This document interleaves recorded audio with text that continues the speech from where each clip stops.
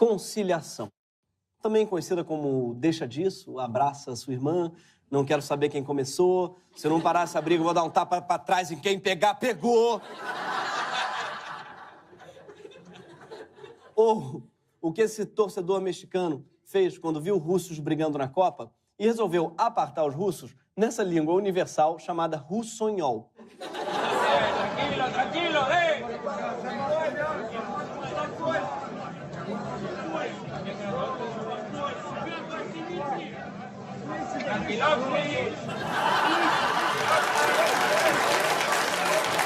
Sim. Para quem pegou, essa foi uma referência àquele grande romancista russo Fyodor Tranquilovsky, autor do grande clássico Os Irmãos Caramaneiro. A conciliação é um modelo de solução recorrente no Brasil. A nossa independência foi a conciliação entre o interesse dos colonos e a garantia do protagonismo português. Tanto é que ela foi declarada pelo próprio monarca. A abolição da escravatura foi a conciliação com a elite para evitar uma reforma agrária. E claro, porque a gente também já era o único país do Ocidente onde a escravidão ainda valia e estava pegando meio mal. A proclamação da República em 89 foi a conciliação da elite latifundiária com o exército, quando não fazia mais sentido para esses setores continuar apoiando a monarquia.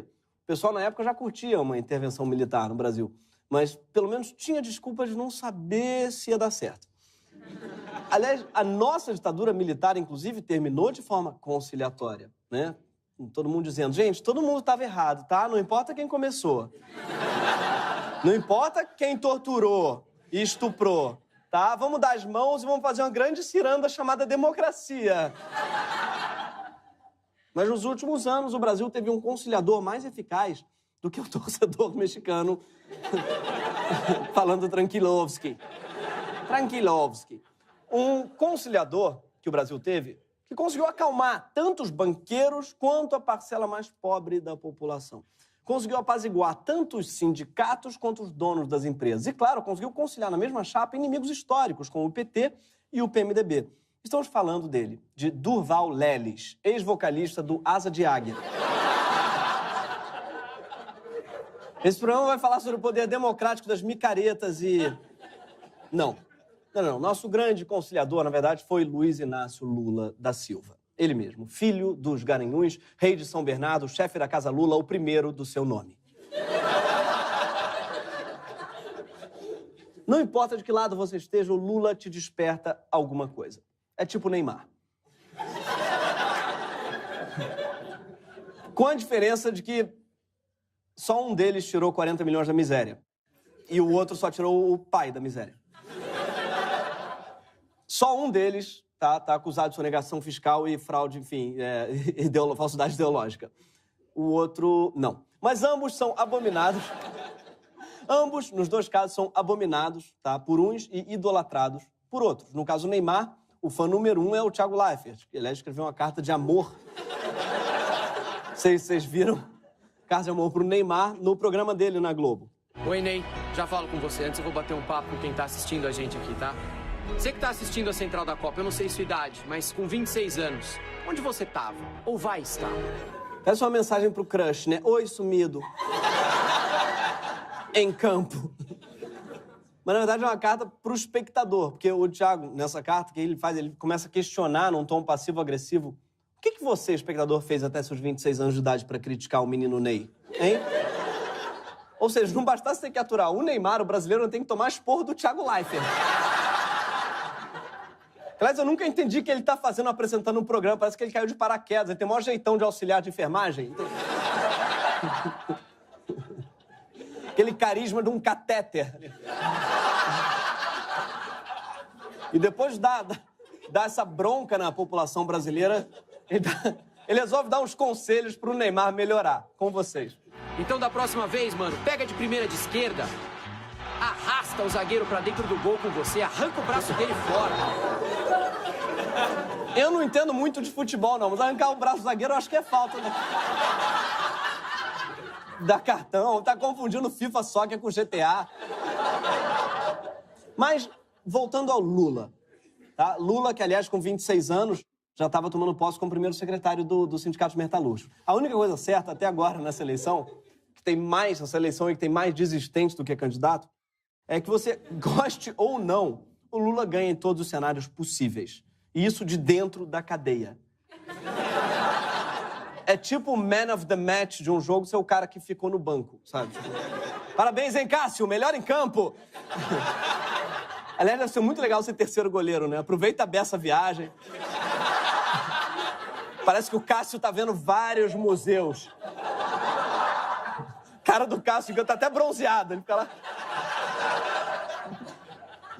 Aliás, eu queria ser terceiro goleiro.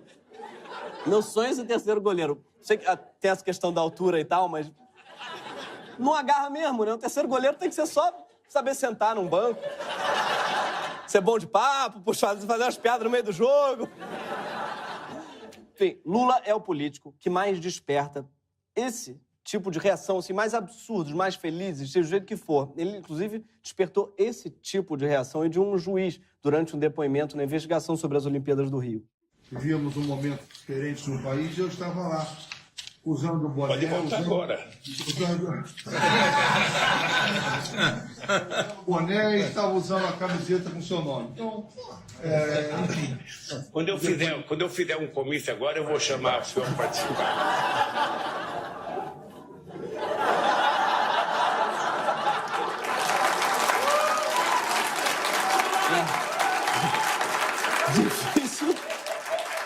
É difícil resistir esse sorriso, mas vamos... Ficou quente aqui, né? Mas vamos relembrar um pouco da trajetória de Lula como conciliador. O Lula surgiu publicamente como líder dos metalúrgicos nos anos 70, justamente quando a ditadura reprimia violentamente as greves. Era preciso muito jogo de cintura para defender os trabalhadores sem ir preso. Uma das primeiras estratégias de Lula foi levar as assembleias para a porta das fábricas, já que os operários não iam até o sindicato. E se Maomé não vai à montanha, deixa pra lá, é melhor não fazer piada com o Maomé. Mas foi na greve geral que parou o Brasil em 79 que a habilidade de conciliação de Lula foi selada. Ele conseguiu com os trabalhadores uma trégua de 45 dias na greve para ter tempo de negociar com os patrões. Aliás, é engraçado esse conceito, né? Trégua de greve. É tipo umas férias que você trabalha até parar de trabalhar de novo. Enfim, mas foi aí que o Lula usou pela primeira vez o superpoder de caminhar sobre as massas, como mostra nessa foto. Surgiu ali a necessidade de criar um partido que representasse toda essa gente trabalhadora. Como disse Dinho Ouro Preto, falta uma banda que una todas as tribos, como foi o Norvana. O Lula e o PT se propunham ser o Norvana da classe trabalhadora.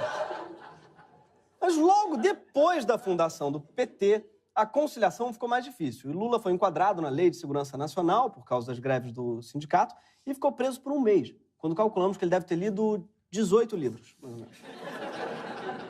E a partir de então, sua militância à frente do PT não foi muito preocupada em conciliar com o mercado, não. Como foi, aliás, amplamente explorada por seu adversário na eleição de 89. De um lado está a candidatura do Centro Democrático, por mim representada. Do outro lado está uma candidatura que esposa teses estranhas ao nosso meio, teses marxistas, teses estatizantes, teses que não primam pelos princípios democráticos consagrados na nova Carta Constitucional. Ver debate antigo dá uma raiva, né? Isso fica igual aquela tia velha ficar falando com a TV. Ou sabe quem também não vai primar pelos princípios democráticos da Carta Constitucional? Você! E teu irmão que vai contar pra todo mundo que você usava supositório de cocaína!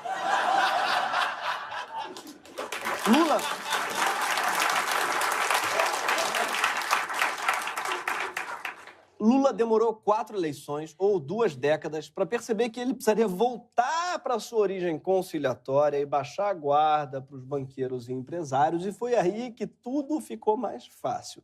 E o símbolo da mudança foi junho de 2002, né? Ele estava já candidato à presidência da República, de novo, na Carta ao Povo Brasileiro, que em bom português era uma carta ao mercado financeiro, que parece que foi escrita pelo Thiago Leifert. Oi, Merck. Eu sei que está sendo pressionado pela alta do salário mínimo. Ninguém sabe o peso do coletinho da Bovespa. E Lula, ele cumpriu a sua promessa com os capitalistas. Veja, eu de vez em quando brinco.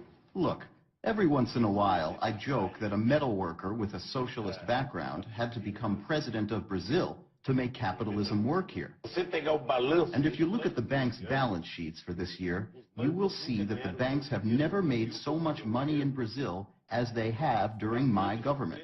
Impressionante como em inglês ele soa tucano, né? I am the most top president. I am the toppest. Lula selou a confiança com o mercado financeiro mesmo em 2003, já no primeiro ano de governo, com a reforma da Previdência proposta por seu governo, que dava continuidade à proposta de FHC. A PEC 40 acabava com a aposentadoria integral dos futuros servidores públicos e, se fosse proposta por Temer, a gente estava na rua gritando não passarão. A reforma passou rapidamente no Congresso e recebeu apoio massivo da oposição, comandada pelo PSDB e pelo PFL. O PT rachou nessa votação.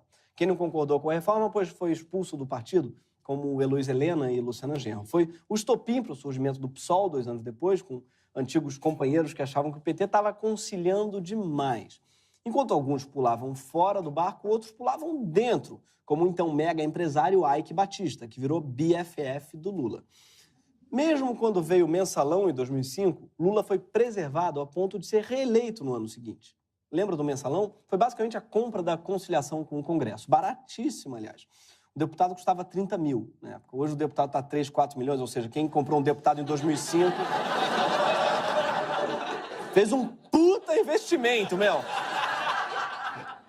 Puta investimento top. Puta case. Graças ao crescimento econômico acelerado, o Lula conseguiu conciliar as políticas sociais que marcaram seu governo com a manutenção dos ganhos dos muito ricos. Mas o que não foi muito conciliável foi a sensação de perda de status de muita gente. Como o de Danusa Leão, que disse o seguinte em sua coluna na Folha: ir a Nova York já teve a sua graça, mas agora o porteiro do prédio também pode ir, então qual é a graça? Bom mesmo é possuir coisas exclusivas a que só nós temos acesso. Se todo mundo fosse rico, a vida seria um tédio. Eu entendo, era muito mais legal ir para Cuba quando ninguém ficava te mandando ir toda hora. Queria muito olhar o porteiro do prédio da Danusa, que vai toda hora para Nova York. Ô, dona Danusa, a senhora tá precisando de alguma coisa da Macy's? Como bem mostra a indignação da Danusa, os avanços no governo Lula foram, de fato, muitos. Não teve exatamente uma multidão de porteiros invadindo os bares de Williamsburg, atrás de uma IPA, mas tiveram, sim, alguns avanços inegáveis. Sim, como o aumento do valor real do salário mínimo, a geração de milhões de empregos, a criação do Bolsa Família, a criação do Farmácia Popular, a construção de cisternas no semiárido, o reconhecimento do território dos quilombolas, o programa Universidade para Todos, o Luz para Todos e a ampliação do fundo de financiamento estudantil, sem falar no Fome Zero, que erradicou a fome no país. Faltou entrar um slogan, né? País de todos. Um Brasil. Aliás, que saudade desse logo. Parece um trabalho de final de ano de escola construtivista, assim, sabe? Repare que a bandeirinha do Brasil foi feita no Paint, tá vendo? Muito hipster, gente. O FIES é um programa que o Lula ampliou. É um ótimo exemplo de política conciliatória e suas contradições. Você coloca muita gente na universidade ao mesmo tempo em que aumenta o lucro das faculdades privadas subsidiando a mensalidade. Lula ficou tão próximo do Valfrido Mares Guia, que é o dono da Croton, que hoje é a maior corporação educacional do país, que fez dele seu ministro do turismo e frequentemente pegava seus aviões particulares emprestados, o Ubercopter. Talvez, aliás, fosse o Lula que levava pessoalmente o porteiro da Danusa para Nova York. Só para irritar.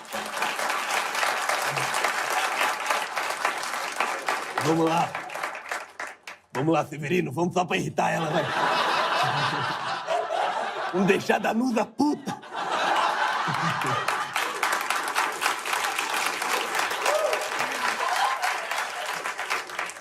Com os bancos também foi moleza. O Lula garantiu que os bancos tivessem 199 bilhões de reais de lucro. Para gente ter uma noção, segundo os últimos dados do Banco Central, todo o dinheiro impresso em moedas que circulam no Brasil inteiro soma mais ou menos 219 bilhões de reais. Tudo. Ou seja, se juntar todo o dinheiro que você tem no bolso, sua irmã, seu primo, e o apartamento do Gedel, e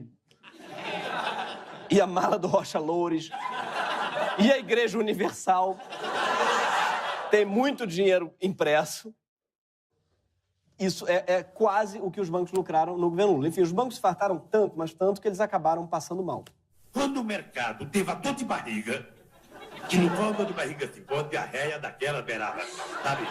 Insuportável. Ou seja, quando o mercado teve essa diarreia, quem é que eles chamaram para salvá-lo? O Estado que eles negaram durante 20 anos. Ele está dizendo, basicamente, aí, parece heróico, mas ele está dizendo que ele limpa a bunda do mercado. Sendo que quem limpa a bunda do mercado, todo mundo sabe, tinha que ser a mão invisível, né, gente? No fim do segundo mandato, Lula tinha uma aprovação de 87%. Tá certo que 3% dos brasileiros aprovam o Temer. Então, vamos dizer que a popularidade real do Lula era de 84%, porque tem gente aí que tá aprovando qualquer merda. Para se ter uma ideia, o Lula era mais popular que chocolate, que estranhamente tem só 75% das... Entre o Lula e o Twix, as pessoas estão preferindo o Lula. Palmas para ele. E com essa popularidade de dimensões continentais, o Lula pôde escolher quem seria o seu substituto. E ele escolheu uma ex-guerrilheira búlgara, só para provar que ele podia eleger quem ele quisesse, né?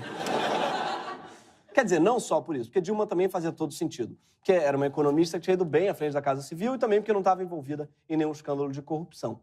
E, aliás, não se envolveu até o final, mas tudo bem. Dilma foi eleita em 2010 com 56% dos votos, o que é um recorde para uma ex-guerrilheira búlgara numa república da América do Sul. A primeira mulher eleita no Brasil entrou pronta para aprofundar mudanças que o Lula tinha começado. A principal delas foi investir na reindustrialização do país. E foi assim que ela reduziu as tarifas da energia elétrica em 32%, gerando uma economia anual de mais de 31 bilhões de reais. Mas teve uma área em que a Dilma não foi lá muito conciliatória, não. Foi quando ela chegou nos bancos. Ela queria que os juros que chegam nos consumidores e empresários fossem mais baixos, ou pelo menos proporcionais à Selic. E o jeito que ela encontrou de forçar essa barra foi ir para a televisão explicar o que ela queria. O setor financeiro, portanto, não tem como explicar esta lógica perversa aos brasileiros. A Selic baixa, a inflação permanece estável, mas os juros do cheque especial, das prestações ou do cartão de crédito não diminuem. E foi nesse dia que eu tatuei Dilmãe no meu antebraço, aqui assim. E é por isso, aliás, que eu gravo o programa de terno. Ao contrário de mim, o mercado ficou magoado com a presidenta.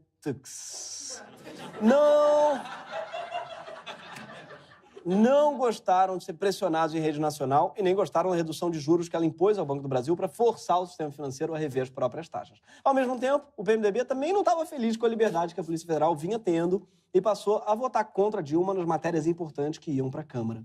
E no meio de tudo isso, o Brasil começou a se preparar de verdade para receber a COP e as Olimpíadas, o apogeu máximo do projeto de conciliação lulista. Mas as preparações escancararam que a conciliação tinha virado contradição. As centenas de estádios absurdos e obras inúteis feitas em nome de mega-eventos começaram a tirar o brasileiro do sério.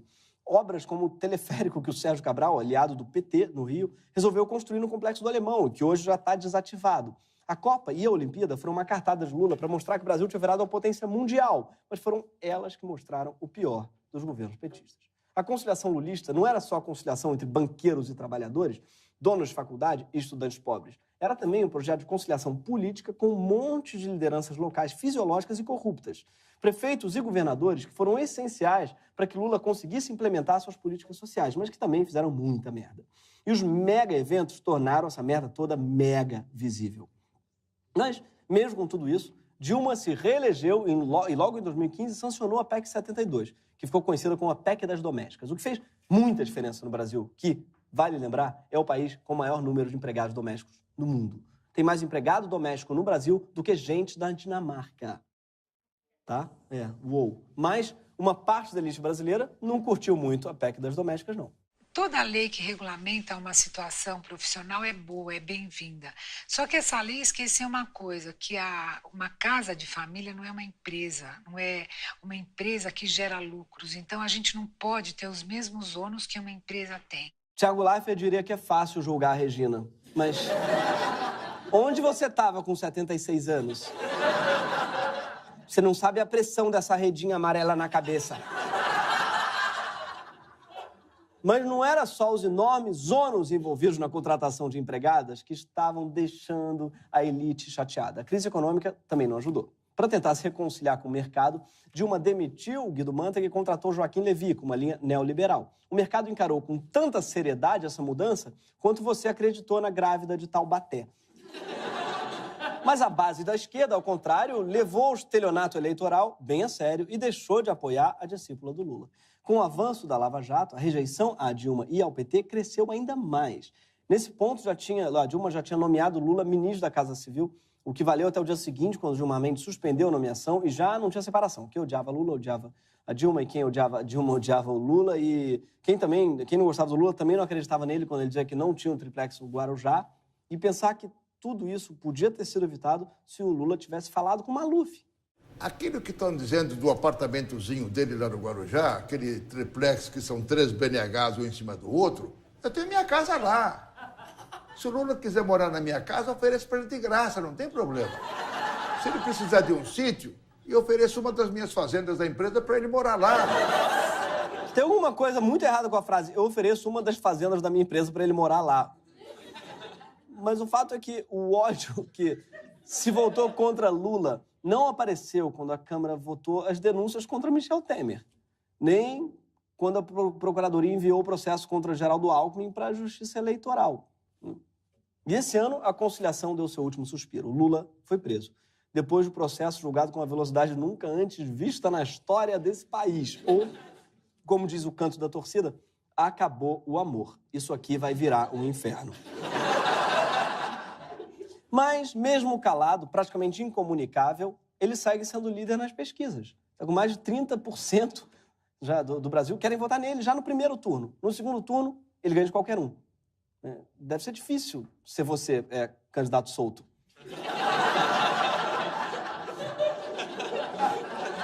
Rodando o Brasil, gastando uma grana. E o cara lá, lendo livro. Subindo.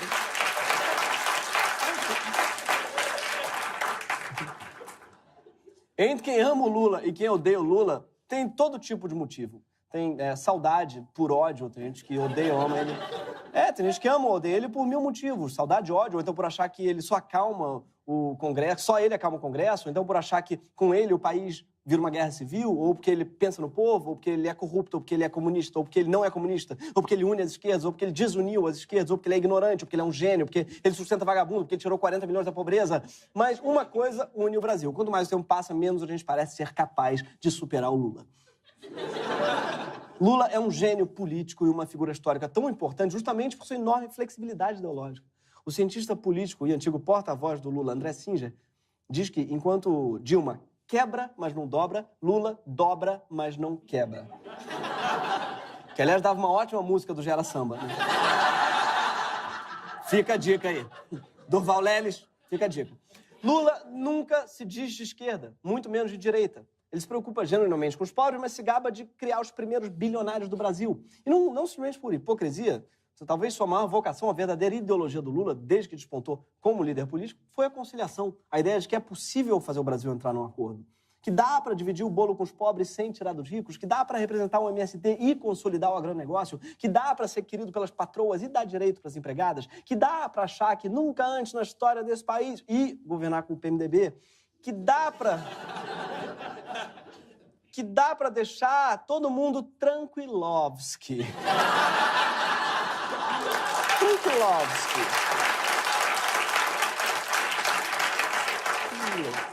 E foi essa conciliação que faliu e virou contradição.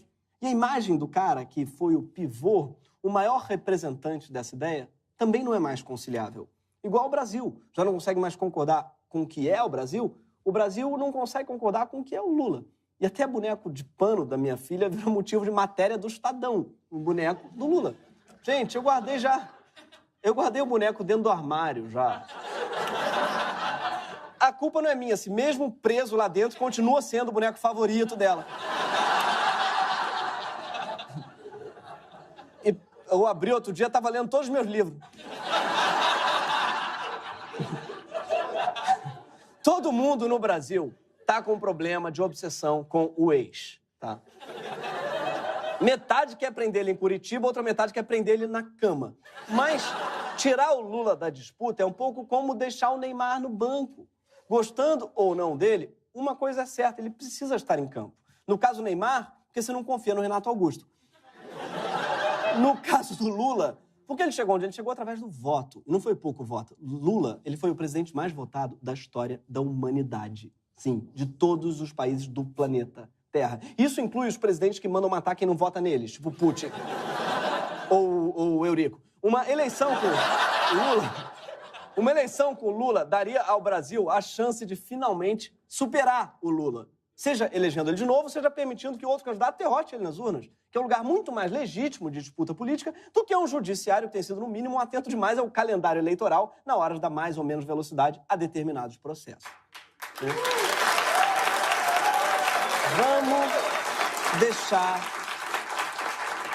Vamos deixar o Lula jogar, gente. E torcer para que, se ele jogar, ele desista de uma conciliação que nunca funcionou e reconheça finalmente que o Brasil não está mais em momento de amistoso. E, para motivá-lo, a gente escreveu uma carta de amor. Oi, Lu. Calma, não vou falar com você agora. Agora, eu quero falar com o povo brasileiro. Povo brasileiro, onde você estava com 76 anos? Ou vai estar? Será que vai ter tirado 40 milhões da miséria? Vai conseguir ser amigo do Obama, do Fidel, do Ike e do Sérgio Cabral? Vai ter conseguido trazer uma Copa do Mundo pro Brasil e entregado as obras pra Odebrecht?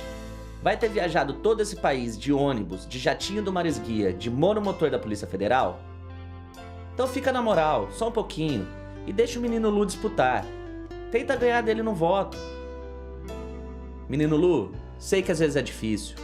Às vezes dá vontade de se fantasiar, de tomar um ácido e curtir a vibe.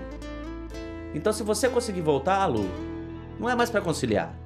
Agora, nada de ficar tranquilovski. Agora a gente quer ver o Lulinha bolado, o Lula canarinho pistola. Da próxima vez, mano, leva a capital pra Garanhuns. Converte a República de Curitiba em Guiana de São Bernardo. Deixa o mercado ter diarreia e o caralho. Arranca o braço deles, Lula. E não me põe o PMDB de vice. Pelo amor de Deus. Obrigado, gente. Muito obrigado a todos vocês.